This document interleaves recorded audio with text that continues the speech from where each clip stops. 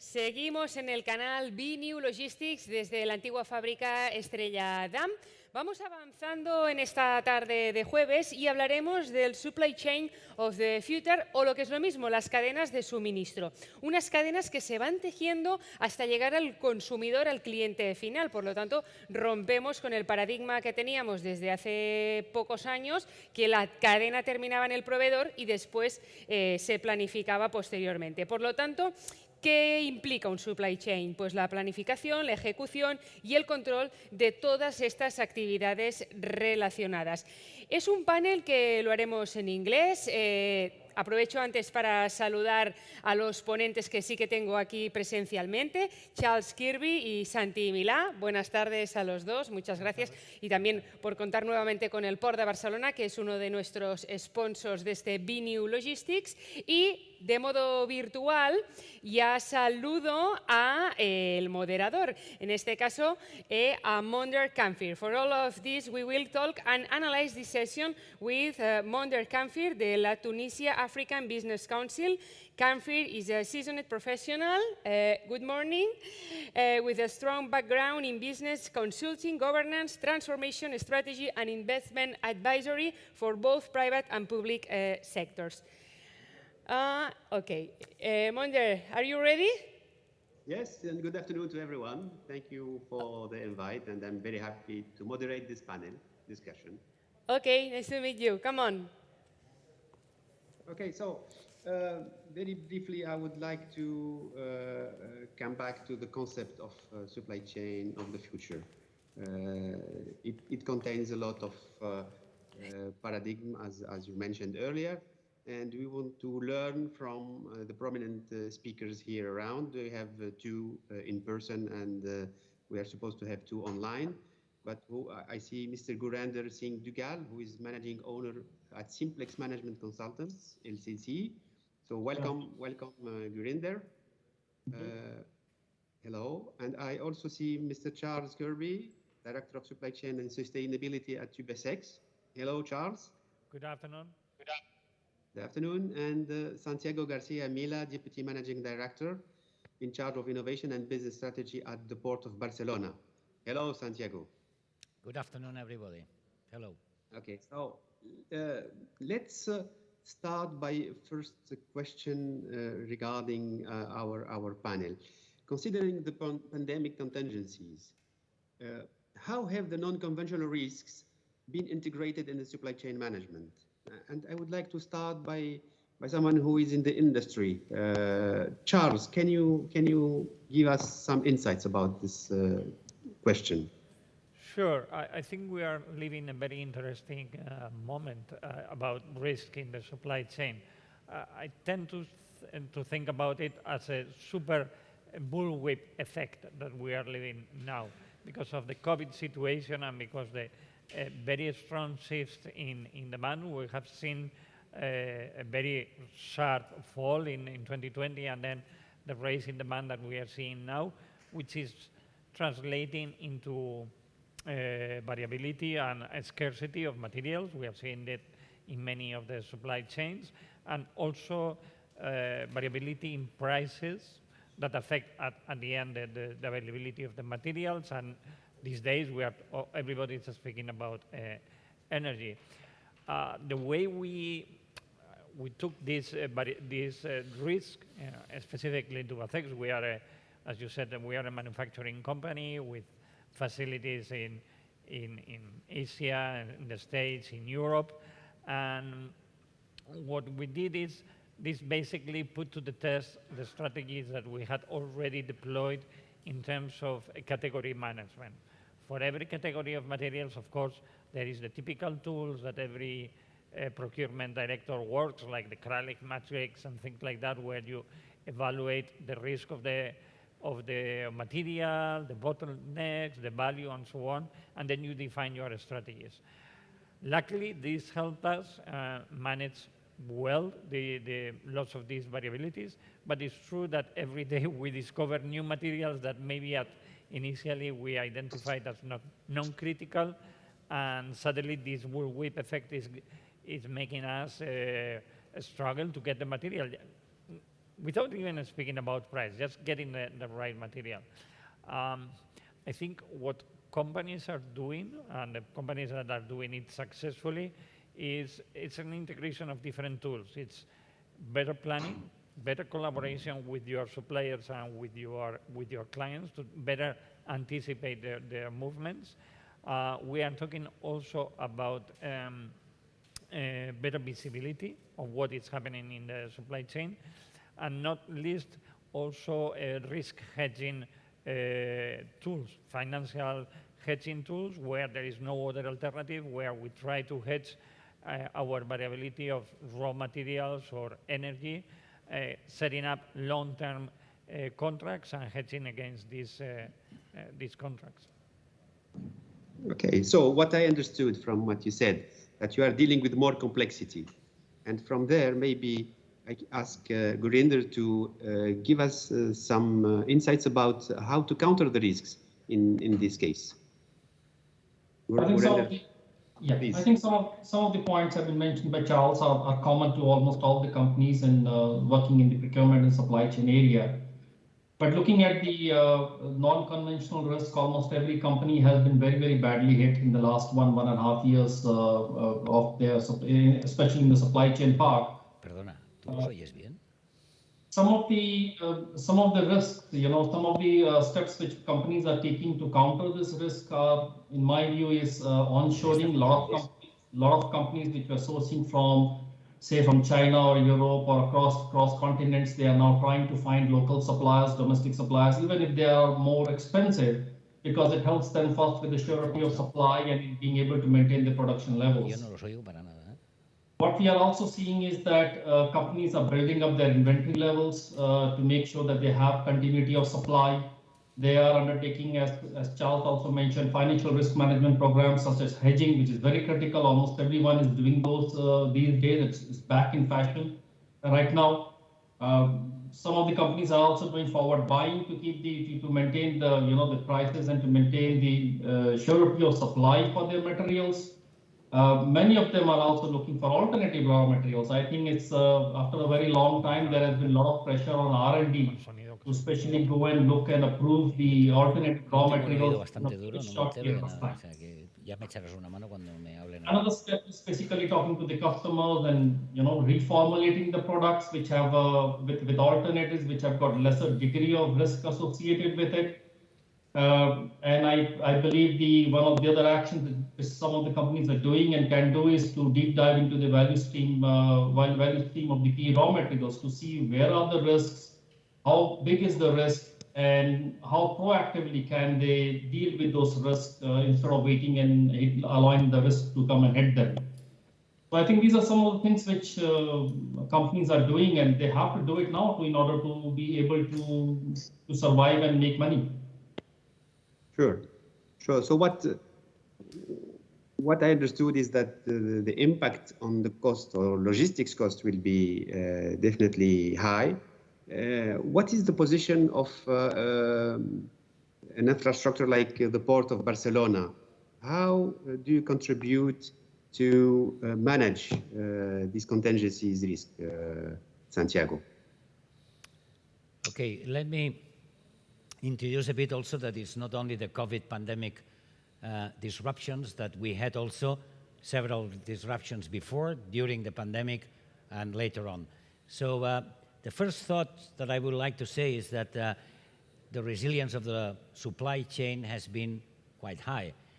I mean, ports have been operating, and we have been delivering the cargo when the cargo was getting into the port. Of course, if the cargo doesn't arrive, we can do anything. But in any case, the supply chain in that case, through ports, has been worldwide, open all the time, and delivering the cargo that we received or that we need to deliver to every part of the world. Said so, of course, we had to adapt ourselves to the situation. Now, I remember at the very beginning, and we cannot forget that the supply chain in that case, products coming from Asia, China mainly, going to Europe, or going to America, let's start thinking how the pandemic was starting in China and then moving into Europe and afterwards to America. And that having the position that we have a transit time that whenever you deliver a product from China, it will not reach Europe after 4 or 5 weeks later on. So we had a quite curious situation of the pandemic moving and also the delay on arriving cargo due to the fact of the transit time. If we put on top of that the new Chinese year, that it was at the same time, so it's 1-2 weeks all companies closed, so we have quite a disruption here, not only for the pandemic, also for the situation that this is not exactly on the same schedule that every part of the world. Okay, that was something that we need to face. When China was recovering a bit, I remember at that time that the companies in Spain or in Europe were closed, and also shops were closed. So then the product started arriving, and then we need to manage probably an overcapacity of cargo that was not being able to be delivered to the final destination as the shops were closed or the companies were closed. So this is just to pay attention about how the logistic supply chain has to adapt itself to the new situation. This is from the pandemic point of view, but also we have to consider we have had other disruptions, and I would say, allowed me to say, that we need to get used to that. So probably later on, we can discuss with my colleagues how we face it in the future, but we need to change in a way.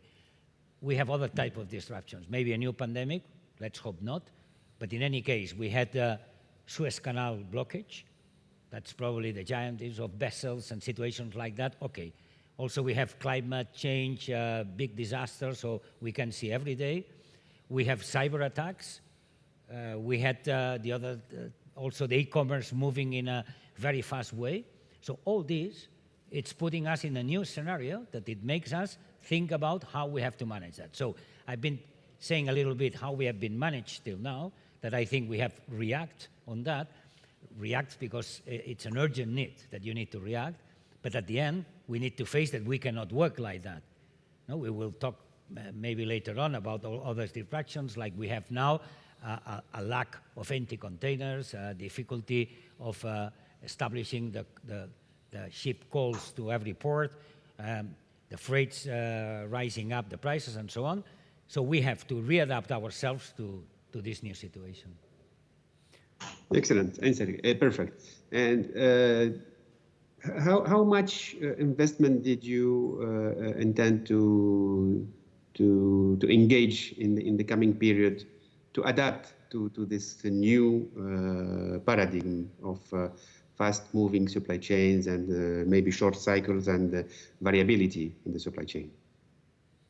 Santiago, I'm still addressing this question to you first before getting to the next one. ¿Qué inversiones estás esperando hacer para acomodarte? Yeah, sorry, but sometimes I cannot the sound hear you is not properly. too good. We are here in a studio, so we help each other. Yeah. Okay, please do. So, acciones para el futuro. Inversiones que estás haciendo para preparar antes. Yes, right. On the area of investments, we have the infrastructure investment from one side, but it's very, very important also to adapt ourselves with investments on technology, digitalization, things like that, that help us to work that more efficiently. I will say, if you allow me to say from the very beginning, that our sector, the maritime sector, most of the time has been, and also the infrastructure sector, watched from the side of the supply side, not on the demand side. And I think that we have to turn our heads to that. So see which are the market needs and adapt ourselves to that situation. So our investments in infrastructure to allocate, and I'm talking not only on the Port of Barcelona, to talk about in general, about my colleagues in different parts of the world, if this giantism and these needs of huge infrastructure, that of course they create an added value to the seaside, let's say that we have good savings on the maritime side, we are creating a higher cost on the inland side. So this is something that we have to afford, to see how we can manage that situation, because that makes that the side from the offer side, from the supply side, that is every day bigger and bigger and higher, and giantism with huge infrastructures need to allocate all this cargo. I mean, now with these big vessels, we need to move 15,000 TEUs at the same time for one day, when before the average of movements were 5,000, 6,000. Now maybe they are 10,000, 15,000. That creates a blockage also in the port area, but not only in the port area, in the hinterland, and also the connectivity with the railway, with other activity to deliver that cargo to the final destination. So we have to readapt this infrastructure, but on the other side, our final consumer is asking for certain product to be delivered to their home, to any in the middle of the city, the following day, when this little product is inside a big container and inside a huge vessel of 25,000 containers. So those two sides are making us thinking that we need not only to make to change our investments in infrastructure, also to be digitalized, to be quick, reacting, flexible to these market needs, to the demand needs. So very good, very good. So now as infrastructure provider, service provider, you are in the heart of the supply chain, and you are an active actor. And I turn back to Charles. How do you feel the connectivity with this kind of operator? Are you exchanging enough data with the port authority, or do you need to exchange more data? No, I think data now is mostly available. There are ways we are working with freight forwarders. We don't interact directly with the port authority, of course, but we work with our freight forwarders, and there is plenty of information, and this can be quickly integrated into our systems to react and take decisions quickly with this concept of supply chain control towers that integrate suppliers, operators, and our final clients. For me, I was thinking when you were asking about the investments, of course, from the infrastructure, if you ask me where I'm going to invest, is in relationships. Here, the question is building strategic relationships with your suppliers and with your clients, and looking for the long-term scenario. It's, of course, there are lots of people who are playing the short term. So last year, there was a disruption in demand. There was plenty of offers in the market who were ready to beat the prices of your regular suppliers. If you play that game, it's okay, but then suddenly when the market comes back, you find yourself in a complicated situation. So for me, it's more about identifying those categories where you need the long-term relationships, making sure that you don't underestimate any of them, and creating this trust relationship with your suppliers. And then, as you were asking, information, the information is there. What you don't always have is the willingness of all the parties involved in the supply chain to share this information in a collaborative way. So it's not a technological problem. It's mostly an attitude and trust problem between suppliers and clients. For sure, for sure. We need to have more communication and more cooperation. Gurinder, can you tell us how will the supply chain of the future work, and what will determine its performance and its resilience? So supply chain of the future is definitely going to be far more complex than what it is right now. We believe that it will definitely be more expensive, and some of the costs will have to be paid by the customers. The customers are paying right now as well. We also believe that it will be much more integrated along the value chain. It will be localized, has to become more localized. And with artificial intelligence, a critical component of the decision-making process. We believe that the 3 A's of the supply chain: agility, adaptability, and alignment. This will, in real sense, be the backbone of the supply chain. Companies will have to become far more agile, far more adaptable to the ever-changing dynamic environment, and at the same time be aligned to the business and the non-conventional risks which are popping up all over the world. The future supply chain, there are dozens of factors, which can affect the risk associated with the supply chain. For example, if in China there is a drought in a region in China where most of the aluminum plants are located, which affects the water supplies to the plant, the global aluminum prices shoots up all of a sudden because these plants cannot produce at the same rate. The challenge in the future will be how do you combine these hundreds of moving elements in the global supply chain, and how do you manage them? We don't believe that it's possible for the current management or the supply chain people to manage all those moving elements, and this is where the artificial intelligence will become a critical factor, support factor for the decision-making process. We believe in future, the artificial intelligence will be collecting data from hundreds of points across the globe, suggesting to the managers or the decision makers that this is what's happening, and this is where we need to take action and become more proactive before this problem, before the issues in the supply chain comes against the companies. On the performance side, I think companies will have to have in-depth understanding of their supply chain, their value stream mapping. They will have to do multiple scenario mappings to be able to assess and judge all possible risks along the supply chain, and at the same time, constantly keep on developing alternative, innovative solutions to be able to deal with them. And performance, in my view, will be measured in terms of being able to deliver a product consistently, at a cost or a quality which is acceptable to the consumers at all times. So that's what the consumer expects from the manufacturers and from the product suppliers in the market. Excellent. Agility, adaptability, and alignment, right? This is to summarize what you said, Gurinder. Charles, are you agree with these three elements to determine the future performance and resilience of the supply chain? Is that your strategy also in your company? I agree with your comments, previous comments about agility, reliability, also performance. Of course, these are basic attributes of any supply chain. But if you ask me about, I tend to always describe how I think supply chains are going to be, or how they are now today. I speak about segmented. I will go down now in detail.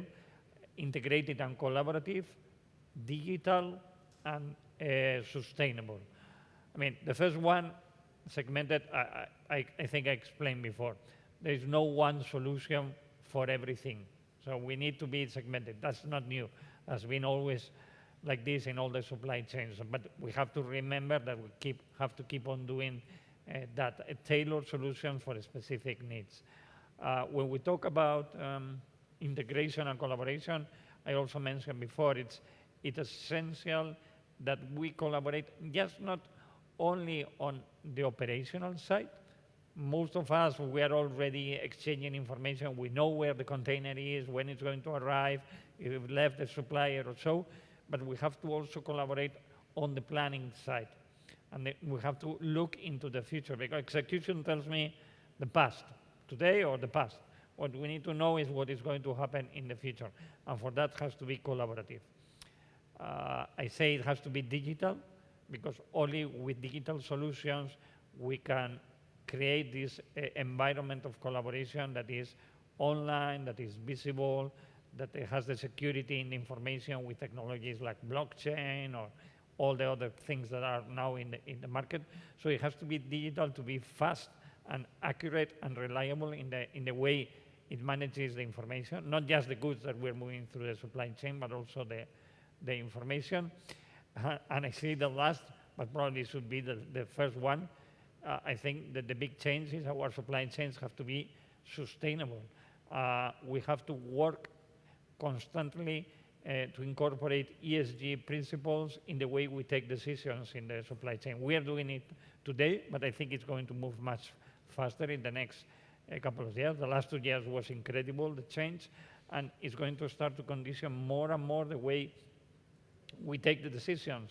Suddenly we are going to buy from the different supplier because it has better environmental footprint, or we choose one port or another port because the carbon footprint involved with that supply chain is going to be different.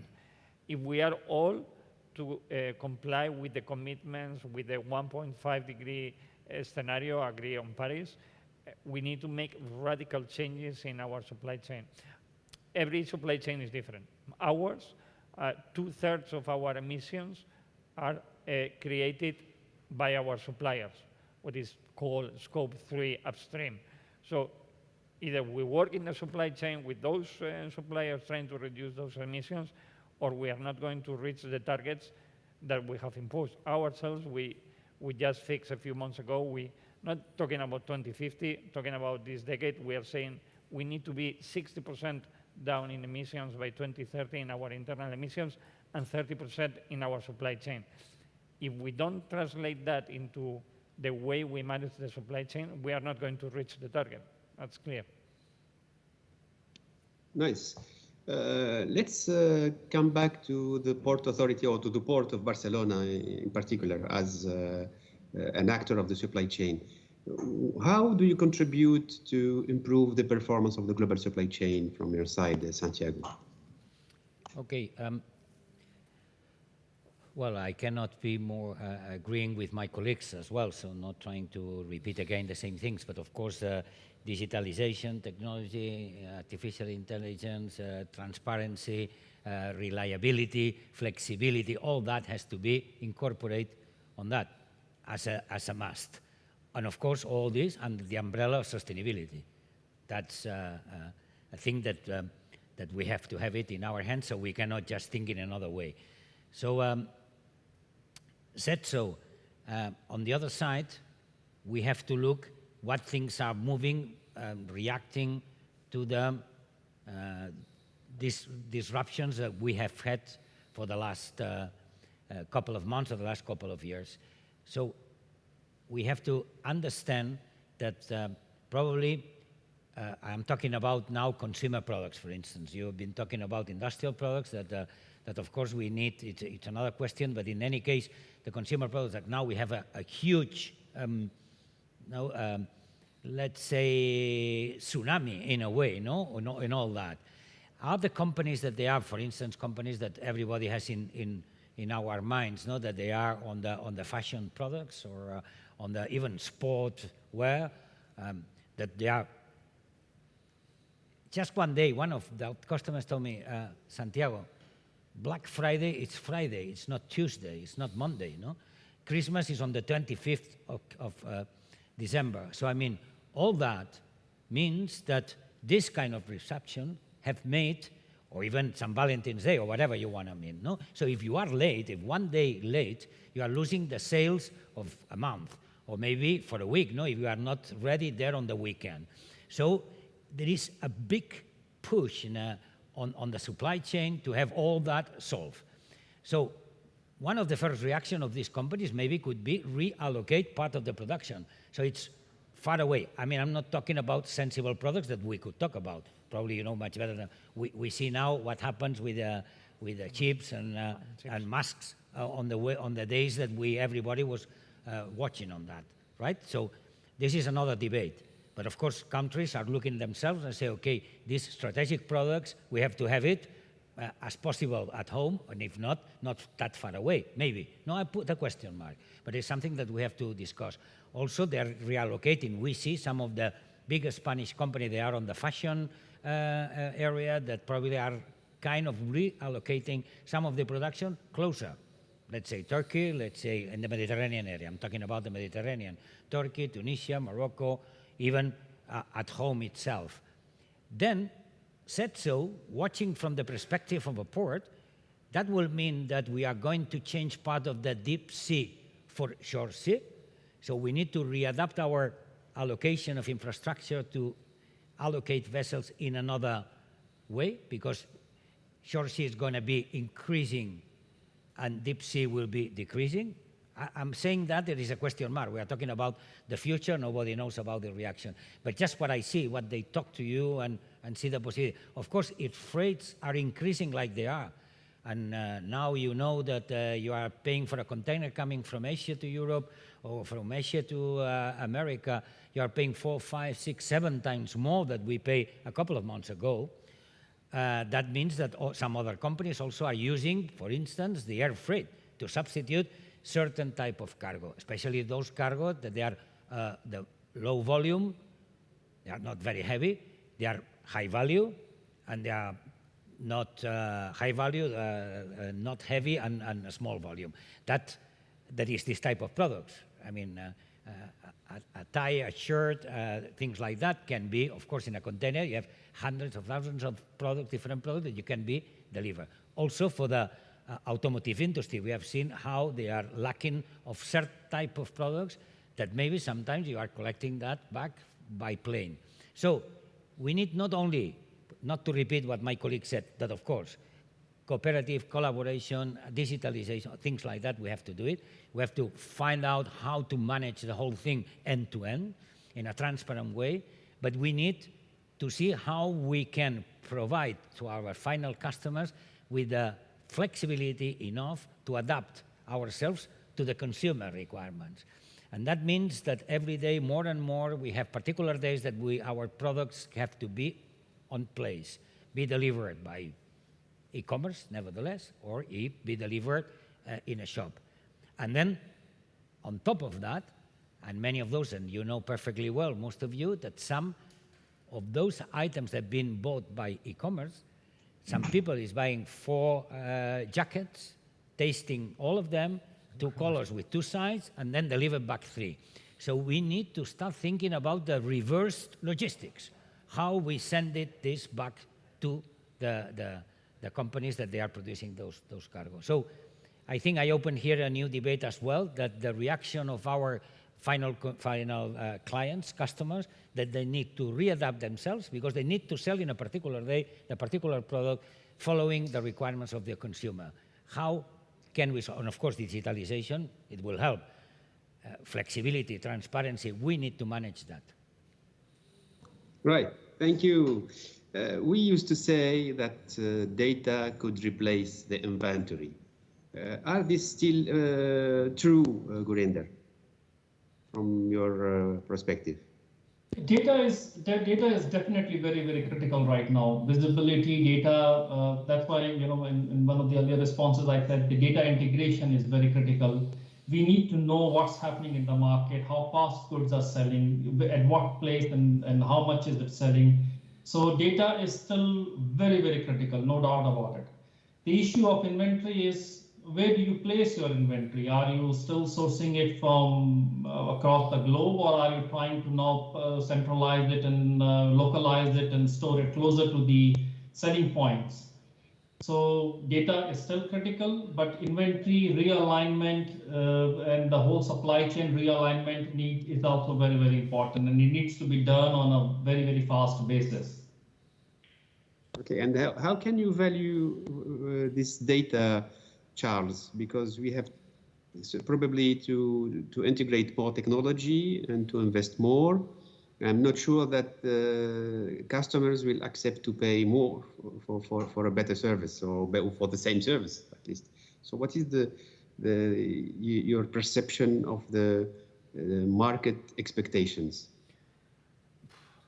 Well, I think there's 2 parts of that to that question. I think the data that we have, there is never enough data, but I would say we have a lot of data. The question is how we use it to take useful decisions, how we bring the intelligence out of that data to take decisions, when to buy, when to source, how to reroute one shipment to another shipment. And that's where I think there has been a lot of changes in the last years. Artificial intelligence is there. There is plenty of tools and algorithms, and there are very good small startup companies bringing very innovative solutions to the market that we can use to make better decisions. So not necessarily more this information is going to add cost. It's going to, theoretically, it's going to help you make better decisions and reduce cost. Again, it's customers have to understand I'm in the industrial, but I'm thinking of my past, I also work in the consumer goods. So here it's also important to understand that the customers have to be willing to share that data to you. So because they understand that with that you are going to provide a better service to them. We see it when we buy in an online portal. I share my information with the portal, and that helps them make better offers to me that suited to my demand patterns. In other sectors, it's the same. If we share that information, it's going to help our suppliers or the whole supply chain to react better and be more efficient in cost and in inventory management, in the way we manage our assets. Can I ask you something on that, if you're allowed? Please. If the artificial intelligence helping you on that, I mean, can we advance decisions knowing with your suppliers, or are you not expecting that it could be used, these new technologies? Yeah, I think it can be used. We are using it as small. I think we are not in a low maturity stage of using, but we are using it in the companies. I'm sure that companies are even more advanced than us in using them. And I think with these technologies, it's easier to understand better how we use the materials, for example, in our case, and we are making better decisions on alternative materials or how to improve our production. So we are starting to use it. There is a long road ahead of us, but there are promising technologies that we are using. For example, I can give an example, a specific one to us. We work with, even in the difficult times last year, we worked with an external company looking into how we could apply intelligence, artificial intelligence, to understand the risk associated with our suppliers. There's plenty of information on the suppliers in the market about compliance, about social or reputation, financials, etc. So for us, the difficulty was not getting the information. It was how, from that data, we can make a decision whether we have a risk with that supplier or not. And we were working. In this case, I can say the name. We worked with a supplier called Go Supply, and it was really impressive. We detected good opportunities, and I think this is a good example of how you can use this information or these technologies to get better decisions. Can I add something a little bit? Please, yes? please, Satya, please. Well, please, talking about this question that you were placing, no? Because probably all of you know that what's the situation now in LA port? There is 70 vessels there waiting for. So I mean, this huge demand in different areas of the world has changed completely also the supply chain. Yeah. So now we have blank sailings maybe in certain ports. That means that our customers, they are waiting for a cargo that will not reach because the shipping lines are moving to another areas that is a huge demand on that, no? Creating a long-standing queue for evacuation. So being relating to that you were talking, our moderator, regarding the data and how we manage all that, and I think that can help things like that because we cannot be like that. I mean, what we understand now is that what you were saying, and also our colleagues, the supply chain, how it is built now, is not sustainable at long time. Exactly. So we need to face deep change. And the technology, sorry. This is the key point. The technology has to help us to there is so much data. When we did this pilot, the problem was not getting the data. It was among this mountain of data, how do I find the significant data that tells me that there is a risk with this supplier? Because if I get 1,000 alerts a day and only one is true, I cannot scroll through 1,000 alerts. I don't have time to do it. I need one alert, the precise one in the right moment, or maybe 10. And I can read through 10 and find the right one, but not 1,000. In fact, just to reposition the debate, what said Santiago, what raised Santiago is the following. The vision of a supply chain, even if it is a globalized, is producing the standing queue, because we are in a sequential vision of the management of the supply chain. The trend today, and here technology will have a bigger place, is to operate with a smart supply network. And the smart supply network is the place where a lot of companies and even infrastructure providers could interact and produce a better service to address the demand, variable demand. Okay, so this will be maybe the final word from each one of you. What will be the big change and the big challenge at the short term for each one of you to accelerate the advent of this smart supply network? Please, Gurinder, I give you the floor first. I think the biggest challenge in the short term is getting the manpower or the resources to manage this transition, because most of the managers or most of the people in the supply chain are so used to working in a certain way for so long, and they have not been exposed to this kind of risk factors. So the biggest challenge is to find people who can forecast such risk, who can anticipate such risk, and then drive the change which is required to make the supply chain more adaptable going forward.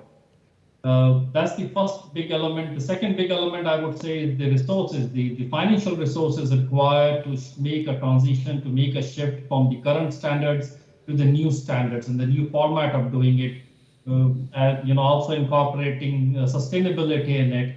So there is a huge amount of capex required to make this transition from the existing format to the new future supply chain format. Thank you. Charles, now maybe your position regarding this last issue.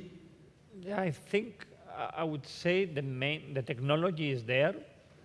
I think my experience is that the biggest challenge usually is change management and education. Is the people. At the end, technology is there, but it has to be implemented and people have to use it. So definitely educating our workforce. It helps also with the young generations, which are digitally native, and they are much quicker into using these tools. But I think a lot of focus has to be placed on managing this change with the people. Of course, there is always also a shortage of good external people to help you do this kind of change, because there's right now there is high demand, and you need these external advisors sometimes to do this change. But if I have to put the focus, it's internally within the companies, educating and managing the change of the people using these technologies. Nice. So the cultural dimension of the management. Santiago, what is your position regarding this point? Just to add a few things on that. Again, cooperation, interoperability, try to use these technologies. But first we have to analyze how. I mean, the technology is there, you said, but we need to know what for and how we organize the whole thing. Because probably we need to analyze the supply chain, we need to analyze the production chain, the way before it was just in time, now it's just in place, or what is going to be the future. So I think also that we need, let me use the word that it's flying around all the time, innovation. No? I mean, on that will help us with the younger generations, with the people that is already working in the supply chain, that sometimes I like to call it demand chain as well, not only to be seen by the supply side. So let's put everybody together. The many times we have not been listening part of the supply chain or the demand chain. Let's see which kind of technologies do we have in order to advance our decisions. Let's see how we can get more transparency, more interoperability, and that will give us and analyze the framework with innovation. I'm totally sure that ports, for instance, I am totally convinced that we will not be exactly like we are now. In 10 years' time, we will be quite different, right? So we need to face that. We need to see which kind of new business model we are implementing and how to solve the reality that we have now. That means innovation. Innovation is a risk, yes. There is no innovation without risk. Because if not, that means that we are going to do the same as we did, that we know that with these disruptions that unfortunately we understand that it will continue, we need to reorganize the whole cake. Let me use that expression. But I'm very optimistic on that. No? For instance, at the port, we are putting a lot of effort, together with our players, with the port community, with all stakeholders, to think about how we innovate, how we find new ways, new business modeling, etc. So I think it's a nice challenge, and we have to use that opportunity that probably this COVID or this disruption has made us thinking that why not? We should use, as you were saying now, all these tools and readapt a little bit the whole thing and how we manage this future situation. So it's a nice challenge, and I think the people we are working on the supply chain, the demand chain, let's say the maritime sector, I mean all these sectors, we have in front of us a very, let's say, reachable period that will make us think on that and provide to the world with different solutions. It's our challenge. Thank you. Thank you for, I love very much your optimism. Definitely, we have to reinvent the supply chain, and we have to maybe free ourselves from our chains and think differently and innovate more and better in the frame of a more, let's say, sustainable economy and a better world. Thank you very much for all your insights and for sharing your experience and perspective on the subject. I was very pleased to moderate this session with you, and I hope that our audience did the same. Thank you. Thank you. Thank you all for joining us today, and especially Monder for moderator, and Grinder Singh Jugal. We hope to see you in the next venue, but in Barcelona, please. Sure, we'll do it. There's going to be more, for sure. Bien, muchísimas gracias también a Charles Kirby de Tubacex y a Santi Milà de Port de Barcelona. Al final, esta reacción, ¿no?, que reclamabais, ¿en qué posición de toda la cadena de suministro le pondríais más el acelerón para que reaccionara ahora mismo? ¿El cliente? ¿El transportista? ¿Nos podemos mojar o aquí es un oasis? Yo me mojo enseguida, yo lo tengo clarísimo. Sí. O sea, al final el cliente, o sea, el mercado, al final, yo diría que incluso la gente, ¿no?, lo que nos rodea, son los que nos marcan el camino. O sea, tú compras de una forma hoy distinta a lo que comprabas antes. Seguro, 10 años antes, ¿no? Nuestros hijos, nuestros amigos, o sea, hay todo un cambio. Por lo tanto, hay que mirar quién nos marca las tendencias. Yo creo que, ¿no?, la gente, el mercado en definitiva, el comportamiento del propio mercado y que esto sea una economía con crecimiento sostenible. Entonces esos dos factores yo creo que nos tienen que marcar el futuro. De acuerdo. Al final viene traccionado por la demanda, pero esto es una cadena y se mueve, o nos movemos todos a la vez y cambiamos todos a la vez, o es donde se generan las ineficiencias. Precisamente que remarcabas, ¿no?, la importancia de la segmentación de esta cadena, pero es verdad que toda ella tiene que ir bien ligada. Y también me ha gustado hablar de ciberataques, porque es un concepto que creo que en el B-Logistics también de los ciberataques, del concepto del ciberataque en la cadena de suministro. También es básico con toda la digitalización que estamos viviendo. Bueno, pues nuevamente muchísimas gracias por acompañarnos. Es el momento en el que los 10 canales del BNew conectan con el siguiente y segundo Inspirational Talks del día. Lo llevará a cabo Andrea Vilallonga con el título Activismo Positivo. Antes de dar paso a Andrea, pues aprovecharemos para agradecer nuevamente los sponsors que por segundo año consecutivo están al lado del BNew Barcelona New Economy Week. Servihabitat, el servicer líder en la gestión de activos financieros e inmobiliarios. L'Ajuntament de Barcelona, el Ministerio de Transportes, Movilidad y Agenda Urbana, y Akbar, empresa de gestión del ciclo integral del agua con más de 150 años de historia. Lo dicho, tiempo para Inspirational Talks, 1 hora a cargo de Andrea Vilallonga, y a la vuelta, último panel del BNew Logistics de este jueves. Hasta ahora.